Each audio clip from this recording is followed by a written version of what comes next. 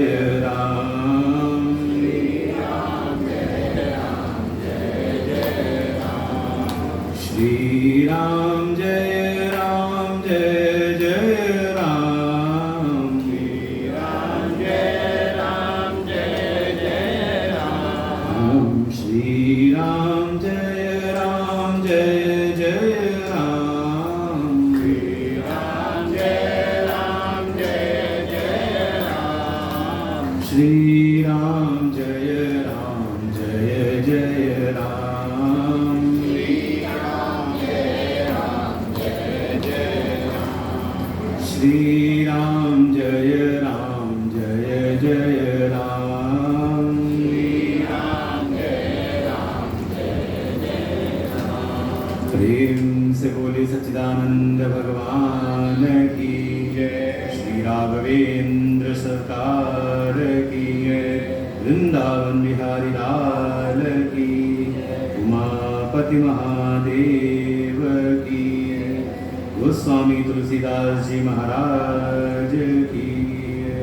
नमः पार्वती पतये हर हर महादेव। ओम सहना भवतु सहनौ भुनक्तु सह वीर्यं करवावहै तेजस्विनावधीतमस्तु मा विद्विषावहै। ॐ शान्तिः शान्तिः शान्तिः।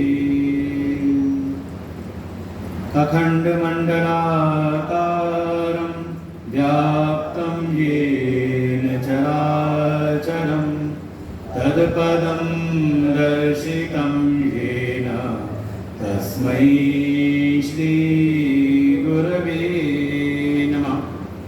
अज्ञानतिमिरान्धस्य ज्ञानाञ्जनशलाकया चक्षुरुन्मीलितं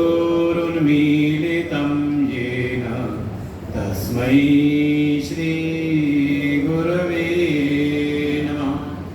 गुरुर्ब्रह्मा गुरुर्विष्णु गुरुर्देवो महेश्वर गुरुर्साक्षात् परं ब्रह्म तस्मै श्रीगुरवे नमः।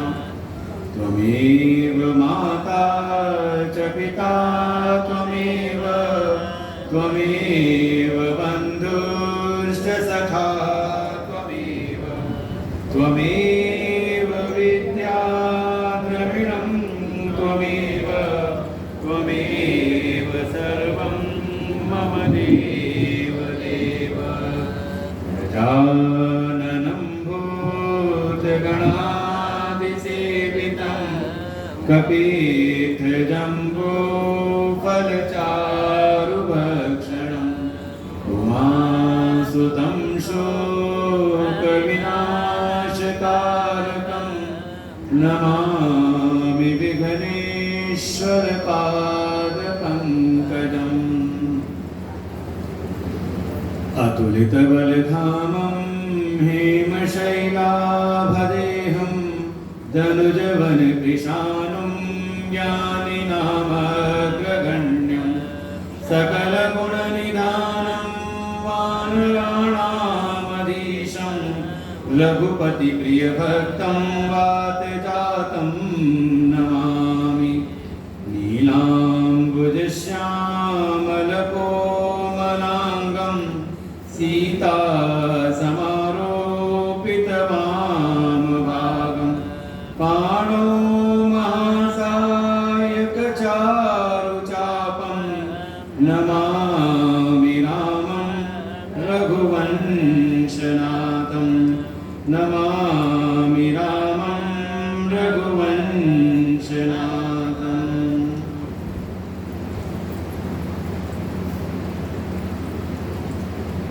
दोहा संख्या 106 के बाद से बालकांड दोहा संख्या 106। उसके बाद बैठे सोह काम रिपु कैसे, धरे शरीर शांत रसु जैसे, पार्वती भले अवसरु जानी, गई शंभु पहि मातु भवानी, जानी प्रियाया दरुवती कीना, पाम भागयाय सनुहर दीना, बैठी शिव समीप हर्षाई, पूर्व जन्म कथा चितलाई, पति हेतु यदिक अनुमानी, विहसी उमा बोलिय प्रियवानी, कथा जो सकल लोक हितकारी, सोई पूछन चह शैल कुमारी, विश्वनाथ मम नाथ पुरारी, त्रिभुवन महिमा विदित तुम्हारी, चरयरु अचर नाग नर देवा, सकल करहि पद पंकज सेवा, प्रभु समर्थ सर्वज्ञ शिव, सकल कला गुण धाम, जोग ज्ञान वैराग्य निधि, प्रणत कल्प तरु नाम, सियावर रामचंद्र की जय, पवन सुत हनुमान की जय, उमापति महादेव की जय, बोलो भाई सब संतन की जय।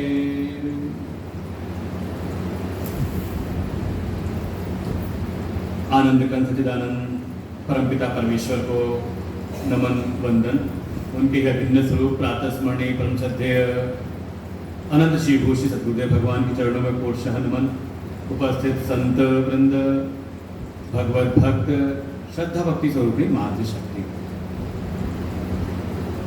प्रस्तुत प्रसंग में हमने कल चिंतन किया पूर्व के प्रसंग का, सती से पार्वती तक की यात्रा का। और जब कभी इस प्रकार से कथा का चिंतन करें तो ये भाव ना करें कि हाँ सती जी के भीतर कहीं ऐसा ना हो हे बुद्धि बन जाए।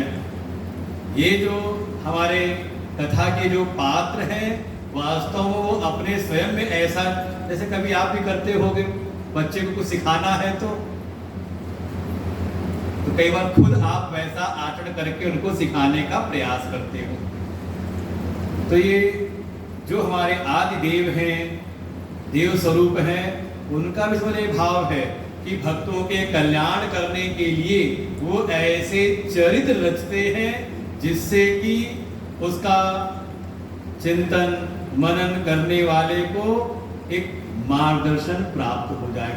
और देखो ये मन का एक सहज स्वभाव है, जो प्रभाव को किसी का उच्चारण सुन करके जो पड़ता है उससे कहीं ज्यादा प्रभाव उसके आचरण से पड़ता है। इसलिए हमारे आचार्य को भी कहा गया कि जो ऐसे सत्शास्त्रों का चयन करते हैं, आचिनोति सत्शास्त्रम, जो पहले स्वयं शास्त्रों का चयन करते हैं उसको उसके अनुसार अपने जीवन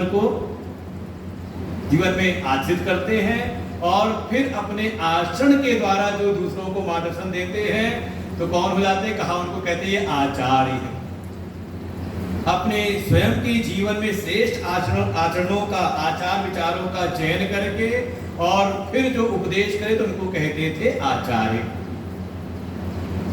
तो इसी को समझ ले कि जो परमात्मा है, जो हमारे जो भी देव स्वरूप हैं, वो भी अपने भक्तों के कल्याण के लिए ऐसे ऐसे चरित्रों का की रचना करते हैं, ऐसे चरित्र रचते हैं जिससे कि उसको सुनने, उसको देखने, उसका मनन करने वाले को सद्विचार प्राप्त हो, उसके जीवन में भी सदाचार हो। अगर हमने ऐसा किया तो इसका ये परिणाम होगा, अगर हमने इस प्रकार से आचरण किया तो इसका ये परिणाम होगा।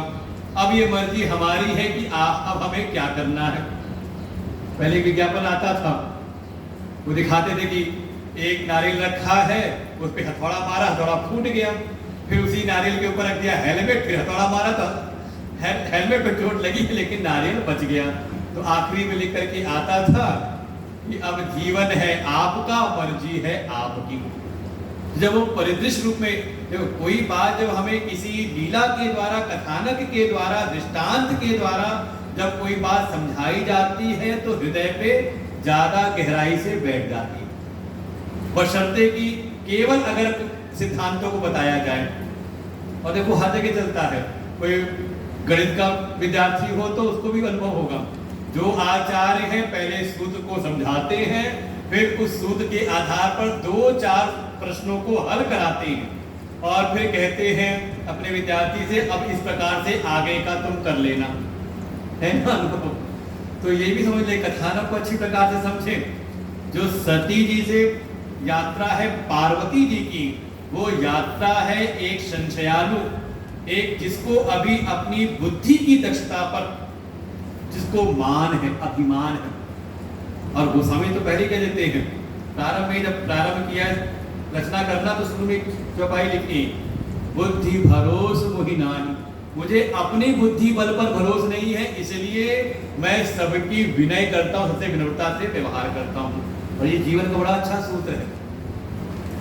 ज्यादातर देखो आपके जीवन में समस्या तब आती है जब आप अपने किसी विचार को लेकर के अड़ जाते हो, चाहे आप परिवार में हो, समाज में हो, संबंध में हो, जहां पर भी हो।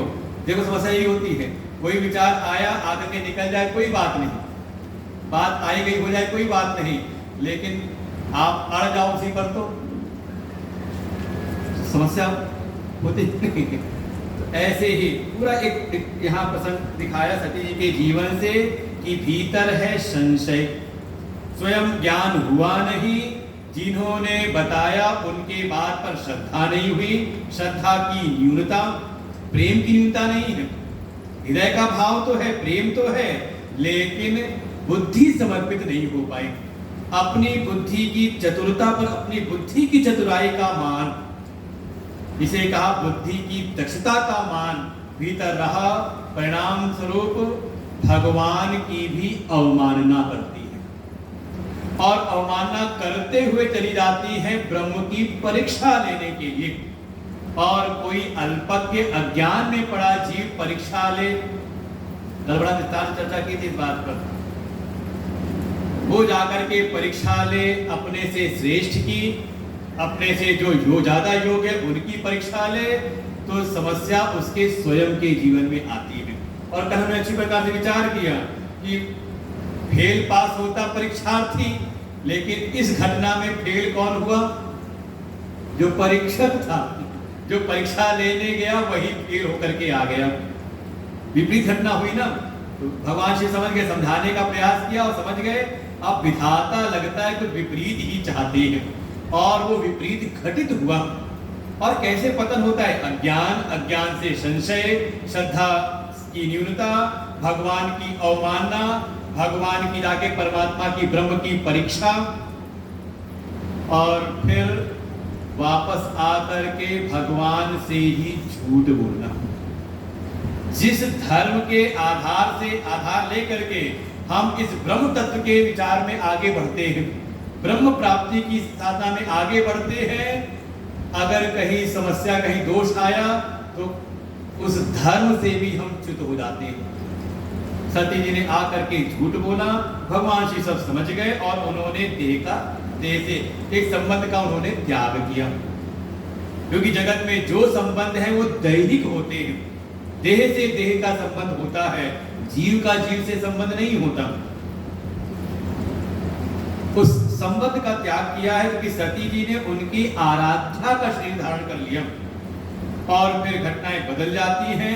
उसी कैलाश पर सती जी शोकाकुल है। ये कथाएं कई सारी मिलती रहती हैं, सब आप देखो, कई बार समझने का प्रयास करें। ऐसी वर्णन आता है कि कोई शोक में है, कहाँ बैठ करके? कहा अशोक पेड़ के नीचे। ये कथा आएगी सुंदरकांड में आगे, कभी चर्चा करेंगे उस पर भी। भगवान शिव के सानिध्य में रह करके कैलाश पर्वत पर जो परम रम्य है, रमणीय है, वहां पर भी उनको आनंद नहीं मिलता, शोक से ग्रस्त हैं। और इतना शोक कि मन में हुआ चलो कहीं और जाएं, चली गई अपने पीहर पिता के यहाँ पर यज्ञ में, वहां उनको और संताप मिला और देह का त्याग हो जाता है। जो ज्ञान, जो साधन आपको जन्म मरण से मुक्त कर सकता था, वो आपको लक्ष्य की प्राप्ति हुई नहीं, देह का त्याग हुआ।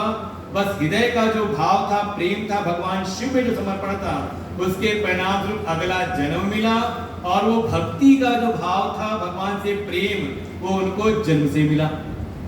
ये समझे, हमारे साथ भी ऐसे ही होता है।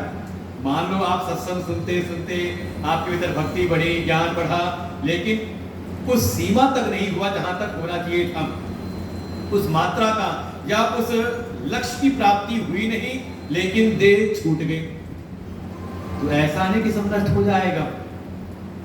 अगले जन्म में संसार की सारी व्यवस्थाएं तो आपकी छूट जाएंगी, लेकिन ये भक्ति, ये ज्ञान के संस्कार, ये विरक्ति आपको बाल्यकाल से ही प्राप्त हो जाएगी और फिर आपकी यात्रा आगे बढ़ेगी।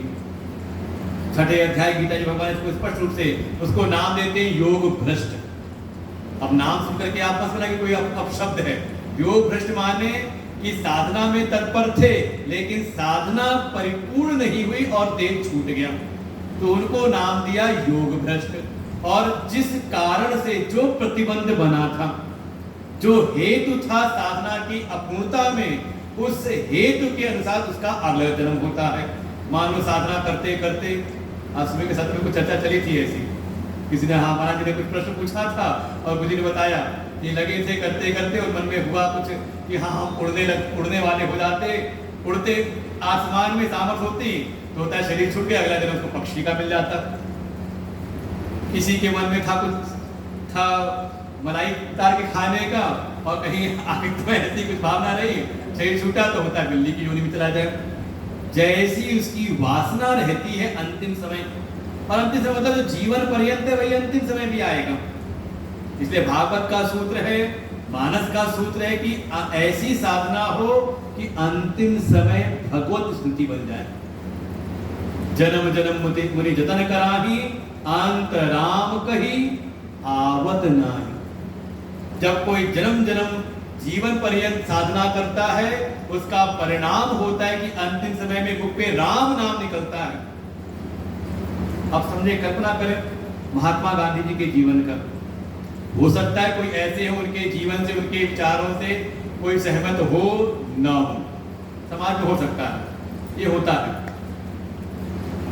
लेकिन आप उनकी अंतिम स्थिति का स्मरण करो। गोली लगी और मुख से निकला हे राम, तो कह सकते हैं शायद ऊपर का उनका जो राजनीतिक जीवन था वो उससे कोई सहमत हो असहमत हो, लेकिन जो उनकी अंतिम जो स्थिति थी, मुख से राम नाम निकला, तो जिसका तात्पर्य है कि उनकी आंतरिक साधना कुछ न कुछ तो थी। ये ऐसे संभव होता नहीं। लोगों को संसार दुनिया याद आती है, तो हमारे मानस में कहा साधना का परिणाम यही कि अंत में राम नाम निकल आए। और भागवत जी ने एतावान सांख्य योगाभ्याम कि ये सारे जो सांख्य योग आदि साधनाएं हैं, इन सब की परिणति यही है कि जन्म लाभ परम पुंसाम अंते नारायण स्मृति। समझ आ गया? संस्कृत आसान है ना, हमारी जो काम की बातें हैं ना संस्कृत में, वो बहुत आसान है। यही हमारे जीवन का परम लाभ है कि ऐसी साधना हो कि अंत समय में नारायण की स्मृति बन जाए, अंत समय में भगवत स्मृति बन जाए। और यही ये इसमें देखिए हेतु है हमारा प्रेम, हमारी भक्ति। जिससे आपका प्रेम है उसकी स्मृति आपको अंतिम क्षणों में रहेगी। और वही सती जी के जीवन में श्रद्धा की इतनी उन्नता है, ज्ञान नहीं हुआ, लेकिन भगवान से प्रेम है, तो देह त्याग के पूर्व उन्होंने भगवान शिव का स्मरण किया। परिणाम स्वरूप बचपन से ही उनके भीतर शिव के प्रति अनुराग, और गुरु रूप में प्राप्त हो गए देवर्षि नारद। और जैसा उन्होंने निर्देशन दिया, जो साधना बताई उस साधना में लगती हैं, अपनी साधना को कठोर करती हैं। अगर कहीं संदेह है तो अपनी साधना में संदेह बनता है, न कि लक्ष्य के प्रति संदेह। भगवान है कि नहीं। मन में आता तो नहीं कई बार, भगवान है भी कि नहीं, साधना करते करते आता तो नहीं मन में, भगवान मिलेंगे कि नहीं मिलेंगे, संदेह तो नहीं आता कभी? अरे खूब आता है मन में, भगवान मिलेंगे कि नहीं मिलेंगे। संदेह कहां जाता है साधना करते समय? का लक्ष्य पर, साध्य पर, या फिर संदेह जाएगा किस पर? साधनों पर। ये वाला मंत्र जप रहे हैं, ये काम करता है कि नहीं करता? हम ये वाली पूजा कर रहे हैं, क्योंकि हम लोग सारे प्रश्न बहुत आते हैं, लोग यही पूछते हैं हम कौन सी साधना करें। तो हम लोग पूछते हैं अभी क्या कर रहे हो आप, तो बताते हैं काफी लंबा जो करते हैं, तो ना इसी को और अच्छे से करो और भाव के साथ में करो, और ज्यादा बढ़ाने की आवश्यकता नहीं है। साधना तो कर रहे हैं लेकिन संदेह से युक्त होकर के। और शास्त्र कह देंगे संदिग्धो ही हतो मंत्र। अगर कोई मंत्र का जाप करता है लेकिन भीतर कहीं भी किंचित भी संदेह है तो मंत्र जाप का जो फल है वो नष्ट हो जाता है। अब लोग संदेह की बात ऐसी है कि कोई ले ले गुरु मंत्र, गुरु में साधना कर रहे थे और गुरु जी के पास गए, गुरु मंत्र ले लिया।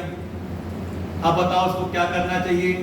जो पुराने मंत्र जप रहा था उसको भी जपना चाहिए, साथ में गुरु मंत्र भी, या केवल गुरु मंत्र?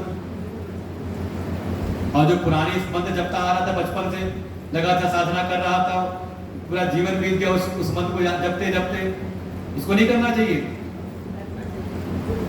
बस यहीं पर है संदेह, एक निष्ठ नहीं हुए। ये भक्ति के मार्ग को समझना हो तो समझना पड़ता है। भगवान कहेंगे भक्ति कैसी हो? भक्तिर अव्यभिचारिणी, व्यभिचार ना हो। अच्छा मान लो पुराने लोग सब बैठे हुए हैं, प्रणाम करते हुए सबको जैसे हमारे अपना एक जीवन व्यवहार है कि ठीक है हमने देखा था, नहीं देखा था, या देख लिया था, फोटो देखी थी, नहीं साक्षात्कार भी हुआ था, जो भी रहा, लेकिन एक बार गठबंधन हो गया। वर ने वधु का, वधु ने वर का वर्ण कर लिया। अब रहते रहते अचानक लगे कि इसमें ये कमी है, इसमें ये कमी है, ये खराब है, और आपको कोई और अच्छा लगने लगे तो जिसका वर्ण किया है उसमें कमी दिखाई दे और कोई और अच्छा लगने लगे तो क्या कहेंगे? अब ये हो गया व्यभिचार, है कि नहीं? दोनों के लिए, चाहे वो पत्नी हो चाहे पति हो। अब वर्ण किया है तो ठीक है, जो हमारे प्रारब्ध में था, अपनी साधना बढ़ाए, अपनी साधना के बल से प्रयास करें, संकल्प लें कि अच्छा हो जाए, है कि नहीं? लेकिन उसका ध्यान अब कहीं और जाने लग जाए, कहीं और जाए तो कहते हैं व्यभिचार। ऐसे ही भक्ति में भी है, एक बार अगर वर्ण कर लिया तो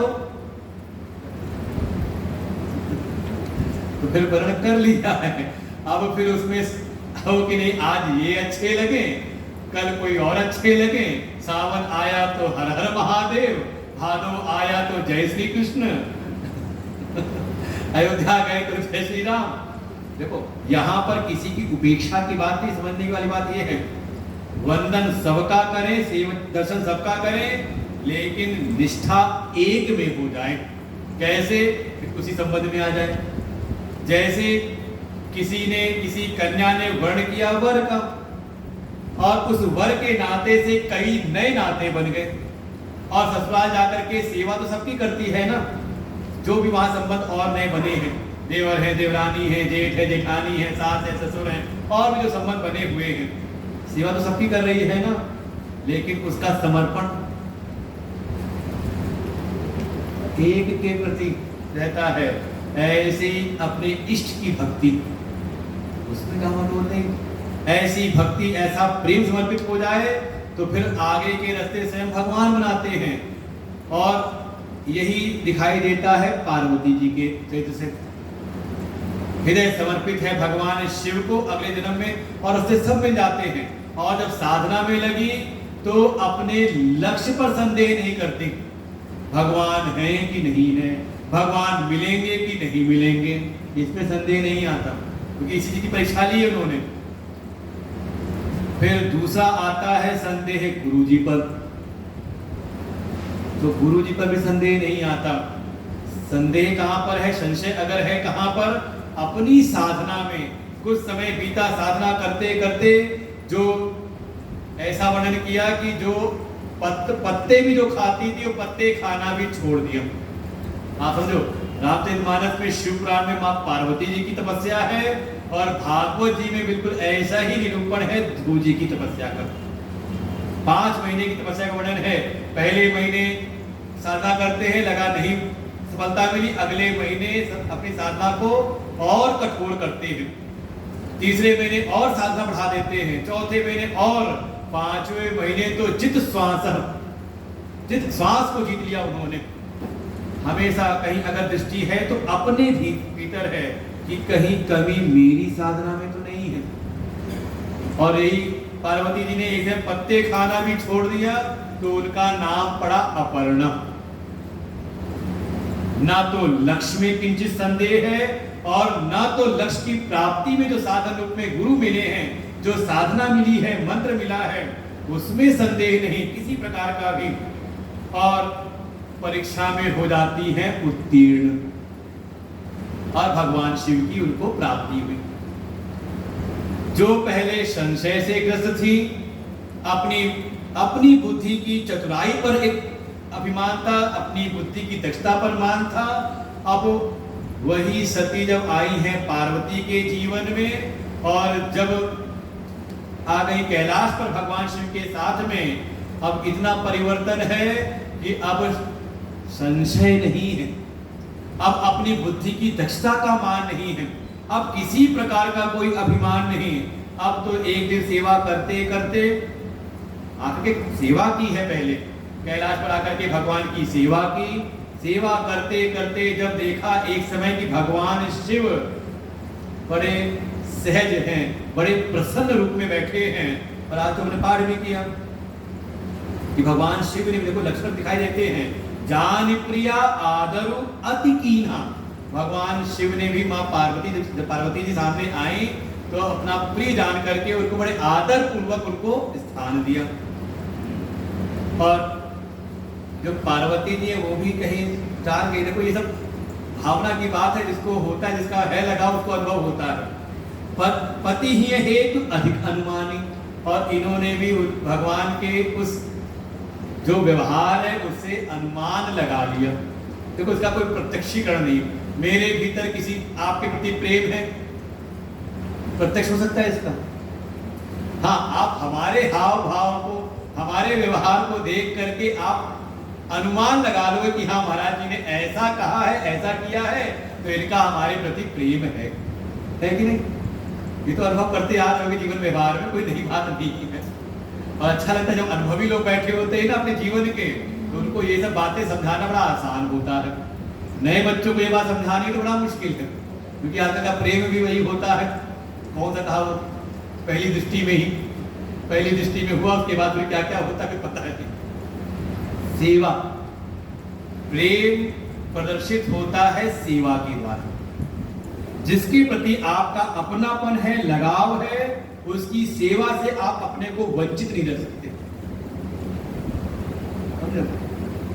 और ऐसा कोई है जो प्रेमी है, सेवक है, तो सेवा उसको स्वयं आकर के ढूंढ लेती है।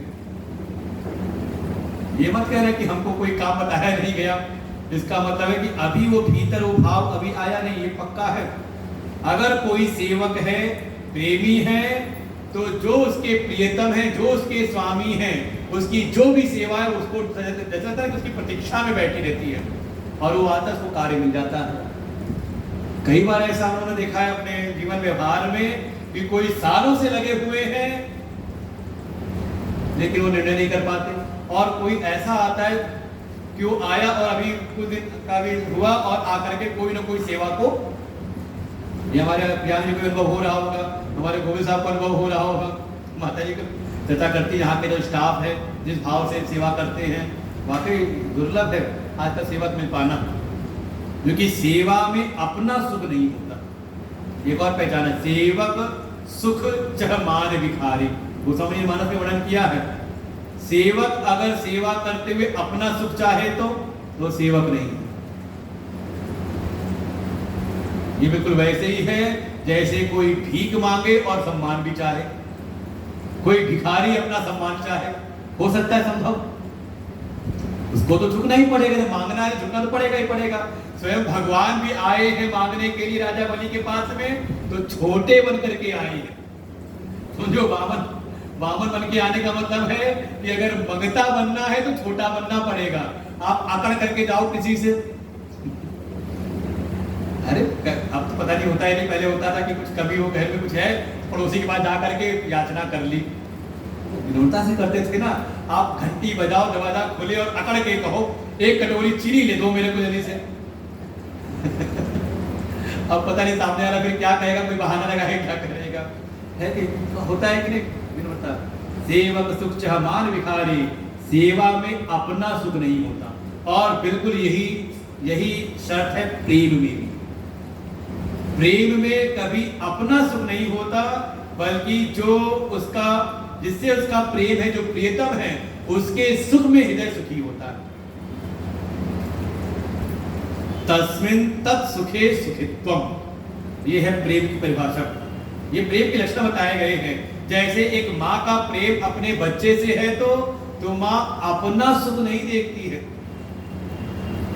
देखा आपने, अपना जीवन स्वयं कष्ट में रहे लेकिन हमारे बच्चे को कष्ट ना मिले।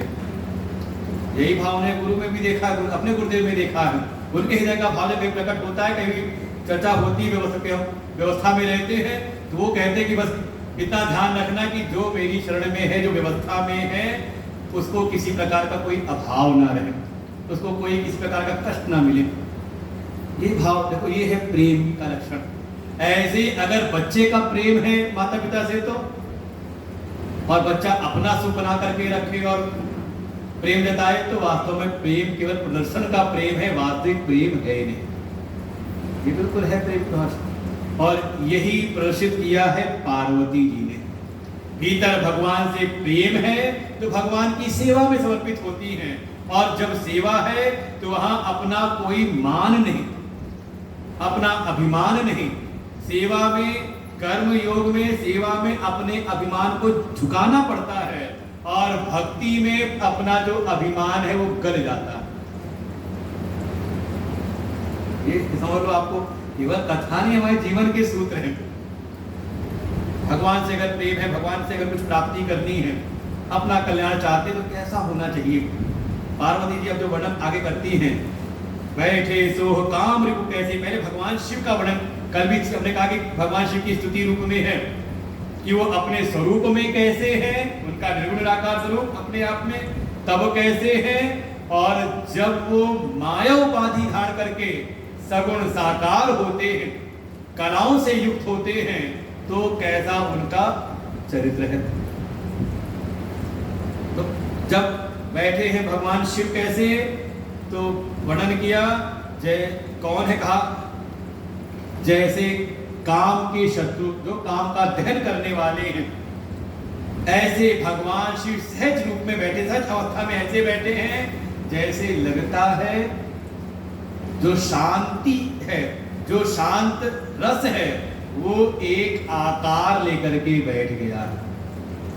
कई बार हम ऐसी उपमा देते हैं, कोई बहुत सज्जन हो, सीधा हो, तो आप कहते हो अरे बिल्कुल गौ जैसी है। अब ये नहीं कि किसी ने कहा गौ जैसे तो आप जाके उसके कान देखने लगना, इसके कान तो आदमी के जैसे हैं, हाथ पैर दो पैर पे खड़ा होता है, मतलब उसके स्वभाव को देख करके हम कहते हैं वो गौ समान है, गौ के जैसे है। ऐसी का जैसे शांत रस ही, परम शांत रस ही एक आकृति लेकर के, आप शांति को दिखा नहीं सकते, आपका चित्त शांत दिखा सकते हो, क्योंकि आप बाहर के व्यवहार से नहीं कह सकते कि बाहर में बहुत ज्यादा बेचैन आपको दिखाई दे। हो सकता है बाहर से उसके जीवन में खूब उथल पुथल दिखाई देती हो, लेकिन अंदर एकदम शांत हो। जैसे समुद्र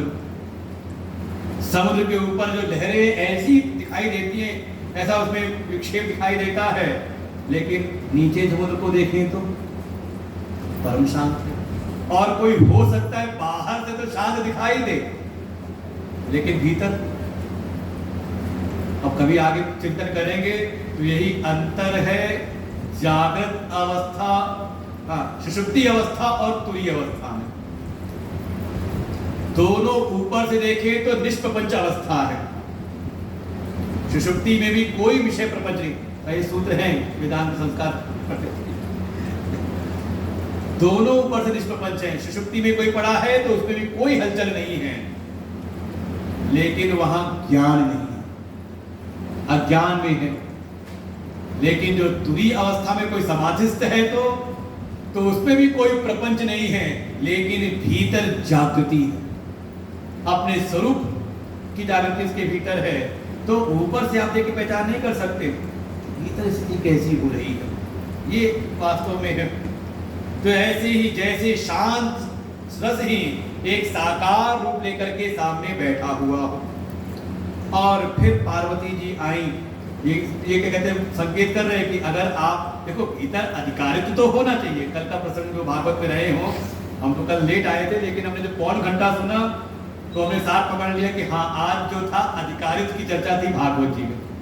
और गुरु ने कहा ये पहला जो स्कंद है इसमें भागवत के अधिकारी का निरूपण किया है, और राजा परीक्षित की पूरी वंशावली सुना दी। ये 3 प्रकार की उनमें शुद्धि है, उनके पितृकुल की शुद्धि, उनकी मातृकुल की शुद्धि, और उनके स्वयं के जीवन में धर्म की शुद्धि। तो एक तो पहले हमारे भीतर पात्रता होनी चाहिए, अधिकारित्व होना चाहिए। और मान लो हम पात्र हैं तो जैसे चाहे वैसे मिल जाएगा। पात्र होने के बाद भी आपको विधि का पालन करना पड़ता है। तो अगर आपको ज्ञान की प्राप्ति करनी, भीतर जिज्ञासा है तो आप गुरु जी का गर्दन पकड़ करके जबरदस्ती नहीं करा सकते हो। वहां पर आपको वहां पर प्रतीक्षा करनी पड़ती है। यहाँ देखो इंतजार किया है, वही कह रहे हैं पार्वती फल अवसर जानी गई संपहि मातु भवानी। ये नहीं कि विवाह हुआ गई कैलाश पर और सीधे पूछ लिया हो, पहले उनकी सेवा की। सेवा करते करते जब देख लिया कि हाँ भगवान का भी मुझसे लगाव है, उनका मुझसे परम प्रेम है, हमारा तो प्रेम है, लेकिन और इसलिए स्तुति करती है विश्वनाथ मम नाथ पुरारी, कि आप सारे विश्व के नाथ हैं, लेकिन मैंने आपको अपना नाथ मान रखा है। देखो ये सब चीजें व्यवहार में आप बहुत जगह समझने की बात है। कोई बड़े सेठ हैं, बड़े मंत्री हैं, बड़े हैं किस काम के, अगर हमारा उनसे कोई नाता ना हो तो फर्क तब पड़ता है कि हाँ कोई बड़े सेठ है, कोई बड़े मंत्री हैं, वो मेरे अंतर आता है कि नहीं। ऐसे ही यही भक्ति है, केवल भगवान की पूजा करना, उनकी सेवा करना उपासना है, लेकिन वो उपासना करते करते भगवान से अपनापन हो जाए कि मैं भगवान का हूं और भगवान मेरे हैं, इस भाव का नाम है भक्ति। जो हम बाहर जगत में जो क्रियात्मक रूप में कर रहे हैं उसको कहते हैं उपासना, और उस उपासना का परिणाम है कि जिसकी हम उपासना कर रहे हैं उससे अपनापन हो जाए, उनसे एक संबंध अनुभूति हो जाए, इसका नाम है भक्ति। और बड़ा धैर्य चाहिए होता है, इसलिए कहा वो ज्ञान तद विद्धि प्रणिपातेन परिप्रश्नेन सेवया। ये विधि बताई शास्त्र में, तद विज्ञानार्थम स गुरुमेवाभिगच्छेत् समित पाणी श्रोत्रियम ब्रह्मनिष्ठम। ये वेद ने कहा कि समित पाणी होकर के अपनी श्रद्धा की पूंजी समिधा लेकर के बिल्कुल तब जाए और जाकर के उनको प्रणिपात करें। भगवान गीता में कहते हैं सेवया प्रणिपातेन सेवया और फिर परिप्रश्नेन, ये क्रम है कि जब जाएं तो उनको प्रणाम करें, विनम्रता अपनी प्रदर्शित करें, अपनी निरभिमानता को वहां प्रदर्शित करें, और हो सकता है नमस्कार तो कोई भी कर ले, देखो पहचान हो जाती है नमस्कार करने से, नमस्ते करने से, अभिवादन करने से पहचान हो जाती है कि विनम्रता ऊपर ऊपर है या भीतर की। और ये वर्णन किया भागवत जी में, जब भगवान कृष्ण के यदुवंश के बालक जब गए संतों की परीक्षा लेने ना, उन्होंने भी प्रणाम किया था। तो सुखदेव लिखते हैं अविनीता विनीतवत, ये पांच शब्द ऐसे ही है भागवत में कि भीतर तो विनम्रता है ही नहीं, विनयशीलता भीतर है नहीं, लेकिन गए हैं किसी काम से तो अरे आप हम भी करते कई बार व्यवहार में, कोई सामने दिखाई दिया, फूटी आंख नहीं सुहाया, लेकिन लगता है इसे काम निभाना है तो विनयशील हो जाते हैं। तो ये दुनिया में चले जाएगा, ये भगवान के यहाँ नहीं चलेगा, क्योंकि वो अंतर्यामी है, वो अपने हमारे हृदय की भावना को जानने वाले हैं, इसलिए उनके समक्ष छल कपट नहीं चलता। इसलिए कहा प्रणिपात हो और साथ में सेवा, सेवा के द्वारा पता जाता है कि सामने वाला जो भी सेवक है उसके हृदय की भावना कैसी है, सब निकल सब सामने प्रकट स्पष्ट हो जाता है। और सेवा करते हो, और सेवा में है धैर्य प्रतीक्षा। देखो अब फिर दो शब्द आप समझो, एक है परीक्षा और दूसरा है प्रतीक्षा। सती जी ने की थी परीक्षा और पार्वती जी करती है प्रतीक्षा।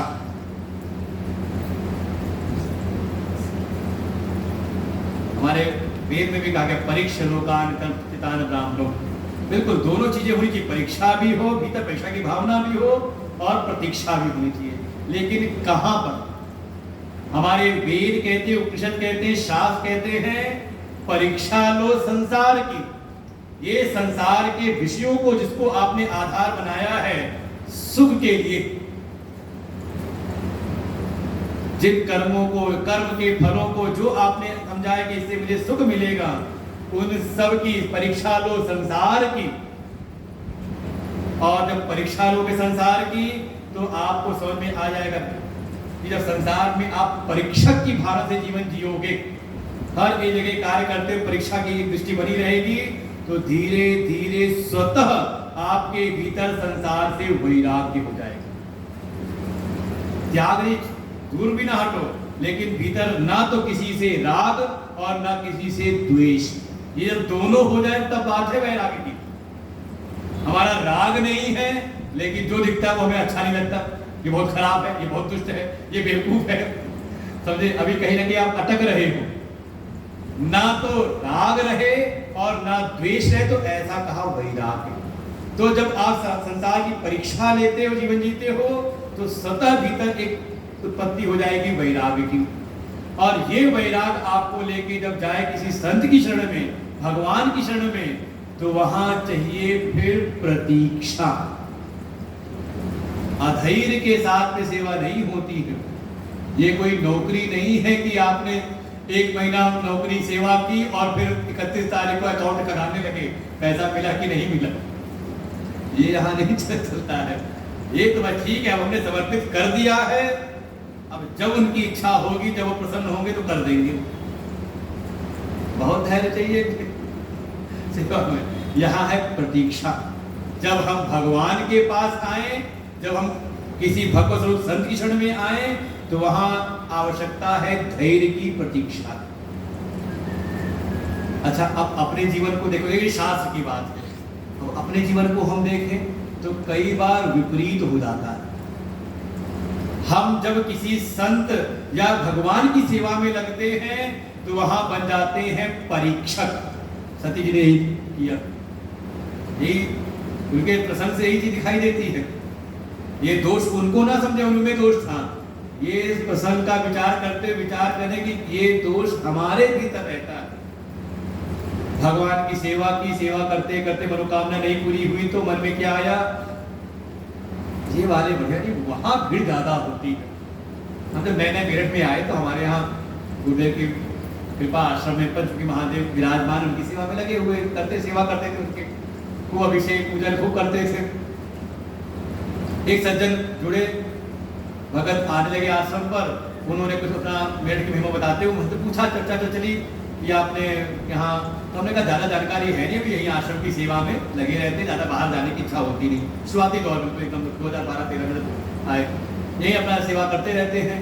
तो उन्होंने कहा, अरे यहाँ पे दर्शन नहीं किया अवघड़नाथ मंदिर की, पौराणिक मंदिर है, बहुत प्राचीन है, बहुत सिद्ध है, सिद्ध स्थान है वो। तो हमने कहा, तो क्या हमारे पंचमुखी महादेव सिद्ध नहीं है क्या? हम यहाँ पे उसकी वो कहीं उपेक्षा नहीं कर रहे। भाव ये कि ठीक है वो सिद्ध है, लेकिन जिनकी सेवा हम कर रहे हैं, जिनकी सेवा में हम लगे हुए हैं, वो भी तो वही है ना जो वहां अवघनाथ मंदिर में बैठे हुए हैं, जो केदारनाथ में बैठे हैं, जाते हैं दर्शन करने के लिए। ये हमारा प्रेम है कि कभी आसानी से मिल जाते दर्शन कर लेते हैं, और कभी उनके लिए कष्ट उठा करके भी दर्शन करने चले जाते हैं। ये प्रेम है। कभी रामेश्वर चले जाते हैं, कभी घुश्मेश्वर चले जाते हैं, कभी कहीं और मल्लिकार्जुन चले जाते हैं, लेकिन जब आते हैं अपने स्थान पर तो जो हमारे इष्ट हैं, हमें लगता है ये तो यहीं पर बैठे, वही इसमें भी है, इनमें और उनमें किंचित भी भेद नहीं है कि समझो चीजों को। देखो कई बार हम कार्य अच्छा कर रहे हैं, लेकिन समझ ठीक ना हो तो जो सेवा का, उस उपासना का जो फल है वो प्राप्त नहीं होता। हम कहीं ना कहीं लकीर के फकीर बनकर के जीवन जीने लगते हैं, और फिर सालों साल उपासना करने के बाद भी शायद जहां से शुरुआत की थी वही वापस पहुंच जाती। ये वही है, सावधानी हटी, वो लूडो खेलते थे सांप सीढ़ी वाला, सीधे चढ़े कहां पर, पहुंच गए 98 पर, और 1 नंबर आया और सांप ने काटा, वापस आ गए 10 पर। ये सांप सीढ़ी का खेल है, कभी सीढ़ी मिलती तो आप चढ़ जाते सीधे ऊपर, और कृपा भूली भगवान कृष्ण तुम्हें अभिमान बढ़ा तो आगे वो सांप भी बैठा हुआ काट के वापस वहीं पहुंचा देता है। इसलिए साधना के मार्ग में कहते बहुत सजगता की आवश्यकता है। सेवा, धैर्य, हम चले गए भगवान के पास, संत के पास, वहां हो जाते हैं परीक्षक के रूप में। इतने दिन सेवा करते हुए हमें मिला ही क्या यहाँ पर? ये लोग बोल देते हैं, कई बार कह देते हैं इतने दिन हमें पता है कि सेवा कुछ फल नहीं मिलता करने के बाद भी। ये सब शब्द हम लोग सुनते ही रहते हैं कई बार, इतने दिन सेवा की हमें क्या मिला? अगर सच में उनको बैठा करके शांति सुनाना शुरू कर दें क्या क्या मिला, तो शायद वो फिर उनको अगले दिन माफी मांगनी पड़ जाए। अरे क्या मिलता है वो जो जानने वाला उसी पर चलता है, जिन पर कृपा होती है। पहले से भी जो मिला हुआ है, क्या उसके हम पात्र हैं? विचार करो, भक्ति में तो कह रहे कि ये तो दैन्य भाव में जाने वाली बात है, तभी आप भक्त बन सकते हो। अगर भीतर दैन्य भाव नहीं आता है, अगर आपके भीतर झुकने की सामर्थ्य नहीं है, तो आप भक्ति में नहीं आ सकते। बिल्कुल ये है। वो स्वामी जी तब आखिरी में जाकर कहते हैं, मोह सम दीन न दीन हित, तुम समान रघुवीर। और भक्ति में तो दैन्य भाव, आप जाओ भक्ति समुदाय में जाकर देखो, दैन्य भाव बिल्कुल कुछ और चाहिए ही नहीं संसार में भगवान के अतिरिक्त। लेकिन हम गए भगवान के पास सदगुरु सेवा में, और हम बन जाते हैं परीक्षक। परिणाम क्या मिला? इनकी सेवा की क्या फल मिला? और वही जब आता है समाज में, संसार में, पूरी जिंदगी प्रतीक्षा में रहता है। अच्छा, आस में जीवन जीते कि नहीं संसार में? ये समझ लो प्रवचन सत्संग नहीं चल रहा है, आपस की बात है, स्वाध्याय है, ये अलग शैली है। बात चित्त में एक भी बैठ जाए तो समझ लो भगवान की कृपा है। हम पूरा जीवन जो जीते हैं सांसारिक जीवन, क्या आस पर नहीं जीते? सेवा की, बच्चों की, बुढ़ापे की लाठी बनेंगे, है कि नहीं आस? धैर्य होता कि नहीं होता पूरा जीवन? बच्चा हमारे मन के अनुकूल ना हो तो भी धैर्य रहता है ना, चलो अभी ठीक हो जाएगा, आगे ठीक हो जाएगा, जाके मनोती मानते हैं, महात्माओं से प्रार्थना करते हैं, एक आस रहती है, धैर्य अब हो जाएगा। समाज में कहीं कोई हमने, हाँ, कोर्ट कचहरी में तो नहीं फंसे, कोई कचहरी में कोर्ट कचहरी चक्कर तो नहीं फंसे, भगवान भला कभी जाना ना पड़े। 10 साल 20 साल न्यायालय में जाके आस में, अब हमारे मुकदमा जीत जाएंगे, अब हो जाएगा, अब हो जाएगा। क्या धैर्य नहीं रखते हम? 10 साल 20 साल, अरे कई बार तो जीवन खत्म हो जाता है और मुकदमा भी खत्म नहीं हुआ, रखते नहीं धैर्य। तो ये है जीव की, एक सांसारिक जीव की स्थिति कि वो संसार में तो जीता है धैर्य प्रतीक्षा के साथ में, आस बना के जीता रहता है, लेकिन जब वही जाता है भगवान के दर पर, सदगुरु शरण में जाता है, तो वहां बन जाता है परीक्षा, वहां लेने लगता है परीक्षा। इसी को बदलना है। सती जी से पार्वती जी में यही परिवर्तन है। जो परीक्षा करने वाली थी, अब वो स्वयं की समीक्षा करने लगी, भगवान की परीक्षा नहीं। उन पर तो दृढ़ विश्वास है। वहां पे संशय था कि शंभु गिरा पुनि विषा न होए, कि इन्होंने कहा है सच्चिदानंद है, भगवान शिव कभी झूठ, उनकी वाणी कभी गलत होती नहीं, तो ये पक्का हो जाता। लेकिन मन में आया नहीं नहीं, ये तो ऐसे विरह में रो रहे हैं, विश्वास में कहीं ना कहीं कमी है। बार बार जैसा भी आपको देखो, कुछ तो कमी है ना। बन गई, परीक्षा लेने लगी, समस्या आई। और वही जब आई है पार्वती के रूप में, अब परीक्षा नहीं है, अब स्वयं के जीवन की समीक्षा करते हुए सेवा में लगी हैं और अवसर की प्रतीक्षा की है। मतलब इतना परिवर्तन है, इतना धैर्य आ जाए। अब तो वही कहा, पार्वती फल अवसर जानी, गई शंभु पही मातु भवानी। माँ भगवती जो है पार्वती जी, अच्छा अवसर देख करके कि भगवान आज बड़े प्रसन्न हैं, सेठ भाव में हैं, तब उनके पास गई। और जैसे ही पार्वती जी आई, भगवान शिव ने अपने आदर पूर्वक, जान प्रिया आदर अति कीना, वाम भाग आसन हर दीना। भगवान शिव ने अपना परम प्रिय जान करके, मैं देखो प्रियता का भाव बहुत से चलता है, तभी होता है। हमारा प्रेम ऐसा हो कि जिसके प्रति प्रेम है उसका भी प्रेम हमें मिले। ये तो बिल्कुल डूबने पे होता है सब। ऐसा जब उन्होंने जान लिया, उनके भगवान ने उनको आदरपूर्वक स्थान दिया, तो बैठी शिव समीप हर्षाई, पास बैठ करके थोड़ा भीतर प्रसन्नता तो होती। भाई कोई श्रेष्ठ अगर आपको आदर दे दे तो, इधर में हम लोग होता है गुरुदेव कभी आदर देते हैं कि हाँ बगल में बैठाए कहते हैं आ जाओ, इच्छा नहीं होती कि हम के साथ सामने बैठ के नहीं बैठे रहे। जब बगल में देते तो मन में कुछ प्रसन्नता तो होती है, फिर कुछ याद भी आता है कि क्या कृपा है, पूर्व जन्म कथाचित आई। और जैसी देखा भगवान ने बिल्कुल स्वीकार कर लिया है, पूर्व की उनको सब स्मृति हो आई। और फिर पति हेतु अधिक अनुमानी, अपने जो स्वामी हैं उनके हृदय में अपने प्रति आदर, अपने प्रति प्रेम को अनुमान करके, देखो ये इसे का आप प्रत्यक्ष नहीं कर सकते, आज सुबह प्रसन्न था, प्रत्यक्ष ईश्वर का प्रत्यक्षीकरण नहीं होता, वो उनका अनुमान होता है। और जो प्रत्यक्ष हो जाए, आज सुबह का जो सत्र में रहे आप जान दी थे, एक दो लोग और भी थे ईशावास्य स्वाध्याय में, तो मुझे ईश्वर की सिद्धि में ही कहा, प्रत्यक्ष जो हो जाए वो ईश्वर नहीं है। तो यहाँ पर ईश्वर का जैसे अनुमान है, ऐसे ईश्वर की कृपा, उनके प्रेम का भी अनुमान। अच्छा, आप पर भगवान की कृपा है कि नहीं? कैसे लक्षण? सत्संग में बैठे हैं। बिनु सत्संग विवेक न होई, राम कृपा बिनु। अगर हम आज सत्संग में हैं तो भगवान हम पर कृपा कर रहे हैं, उनका हम पर प्रेम है, इसलिए आज सत्संग में बैठे हैं। ये लक्षण है। तो अब पता चल गया, अनुमान कर लिए भगवान का प्रेम है, तो थोड़ा ज्ञान की प्राप्ति और करे, सत्संग और प्राप्त करे। तो अब उन्होंने अनुमान किया और अनुमान करके थोड़ा मुस्कुराते भी हंसी। और कहते हैं कई बार जब प्रेम जब होता है ना, प्रेम में थोड़ा मर्यादाओं का अतिक्रमण भी होता है।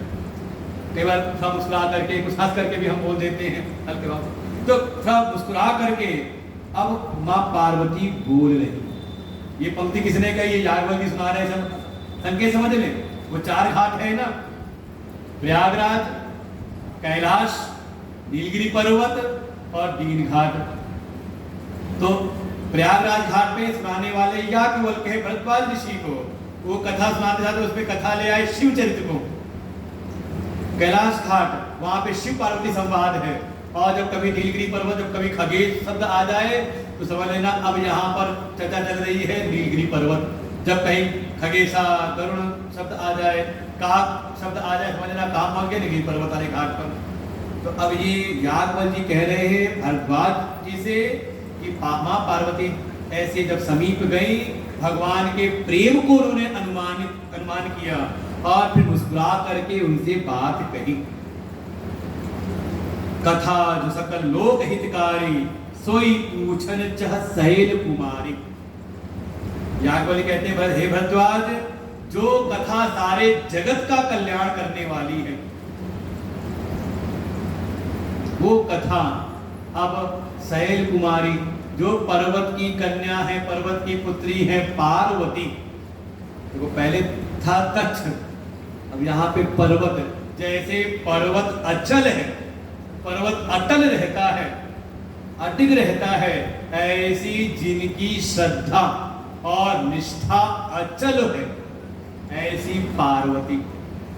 वही प्रश्न, वही कथा वो पूछना चाह रही है। इधर भाव है।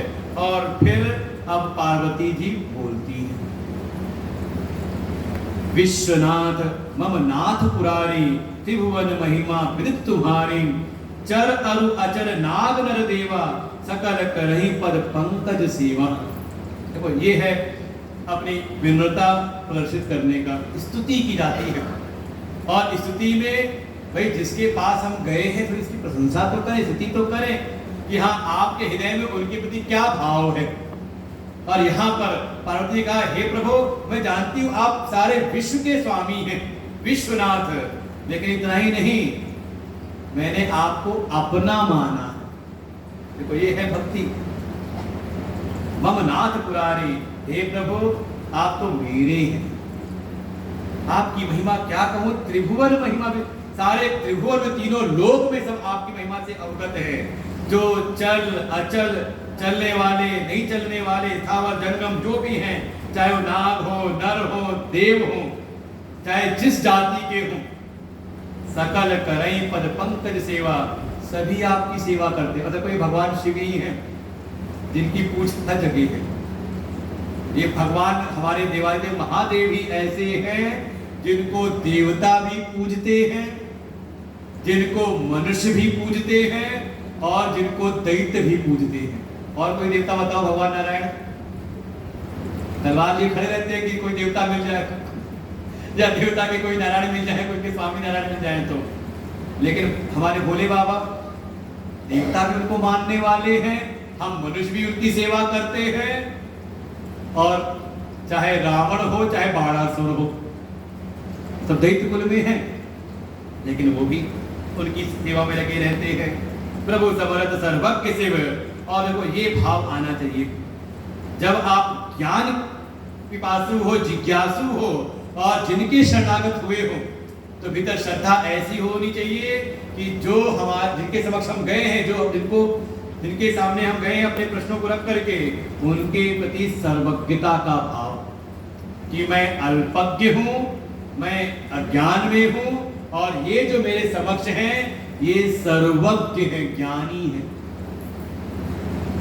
प्रभु समर्थ, हे प्रभु आप तो सामर्थ्यवान हैं, आप कर्तुम शक्यम अकर्तुम शक्यम अन्यथा वा कर्तुम शक्यम, आप जो चाहे सो कर सकते हो, आपके लिए कुछ भी ऐसा नहीं जो अशक्य हो। आप सर्वज्ञ हैं, आप कल्याण स्वरूप हैं। शिव माने जो कल्याण स्वरूप हो, जो कल्याण करने वाले हो। आद्यंत मंगल पदार्थ समान भावम, जो साक्षात मंगल स्वरूप है, कल्याण स्वरूप है।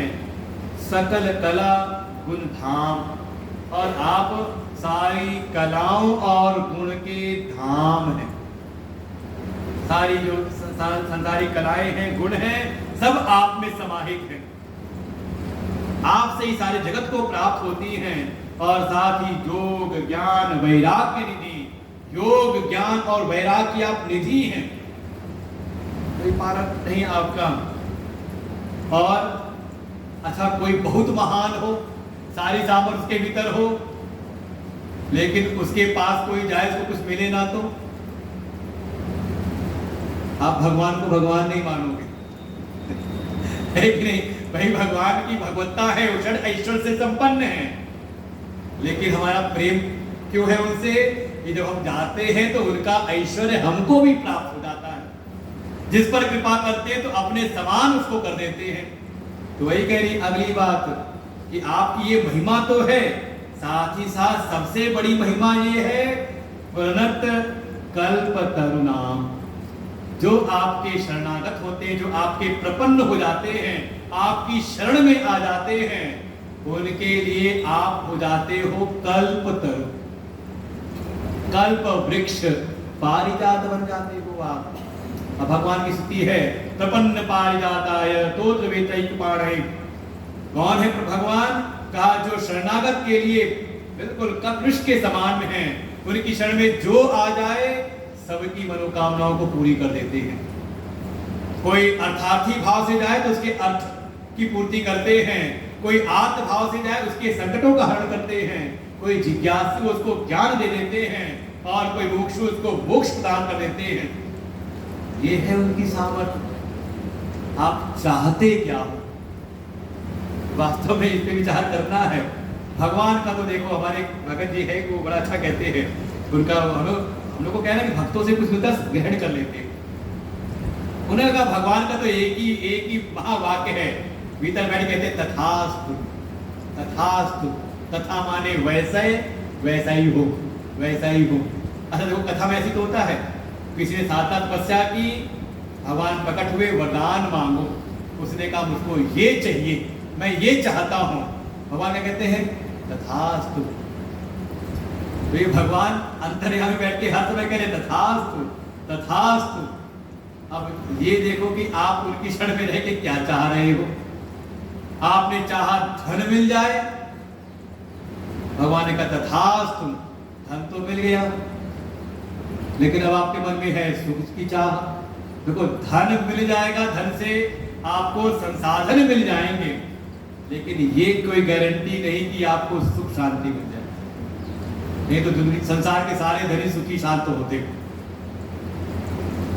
महात्मा बुद्ध जी को घर छोड़ने की जरूरत ना पड़ती, क्योंकि उनको सब जीवन के सारे पड़ाव दिखाई दिए कि सब कहीं ना कहीं दुखी हैं।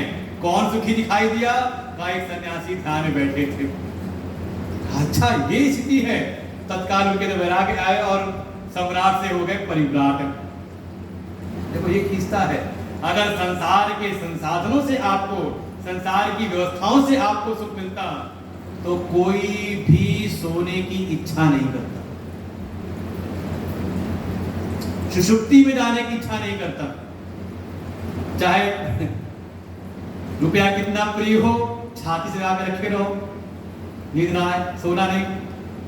सोना जितना भी हो एक दिन लेके बैठ जाना, नहीं सी पूरी हाथ में रहेंगे, सोएंगे नहीं। अच्छा बच्चे से बहुत प्रेम है, अब बच्चे रात में सोने ना दे तो, हमने सुना है आजकल आगे के बच्चे होते पता नहीं दिन भर तो सोते हैं, रात में जगते हैं।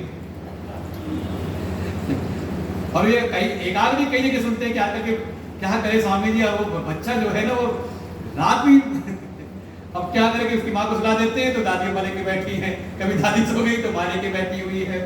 तो हमने कहा लगता है उसका जन्म गलत जगह हो गया है, उसको जन्मना था अमेरिका में, आ गया भारत में। तो कितना अपनापन है, कितना दुलार है, लेकिन एक बार तो मन उससे उचड़ जाता होगा, सोने नहीं देता। क्यों सुना चाह रहे हो आप?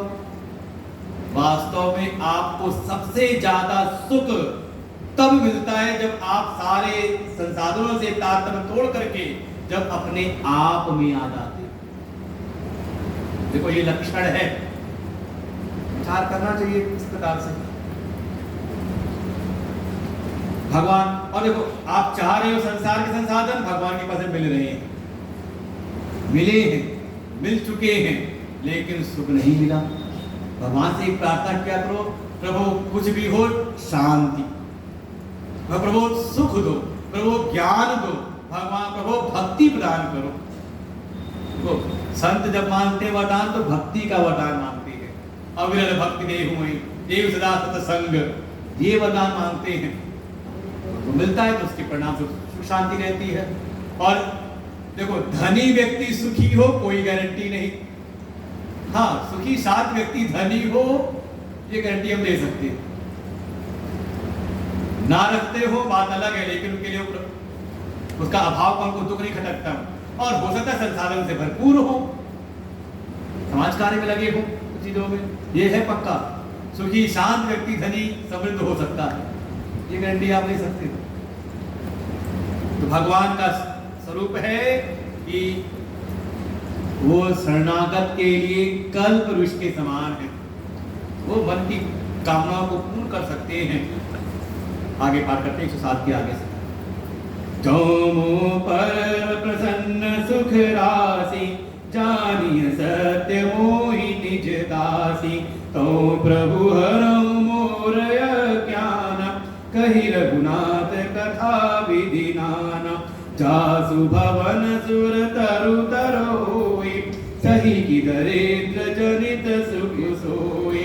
शशि भूषण यस हृदय विचारी, हरऊ नाथ मम मति भ्रम भारी। प्रभु जे मुनि परमारथ वादी, कहीं राम कहूँ ब्रह्मयनादि।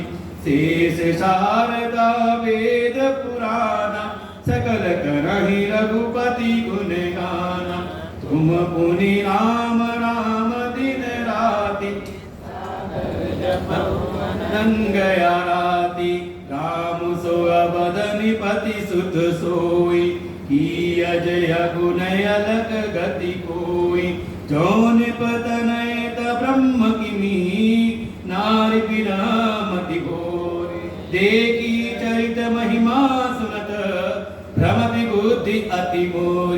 सियावर रामचंद्र की जय, पवन सुत हनुमान की जय। बोलो भाई सब संतन की जय।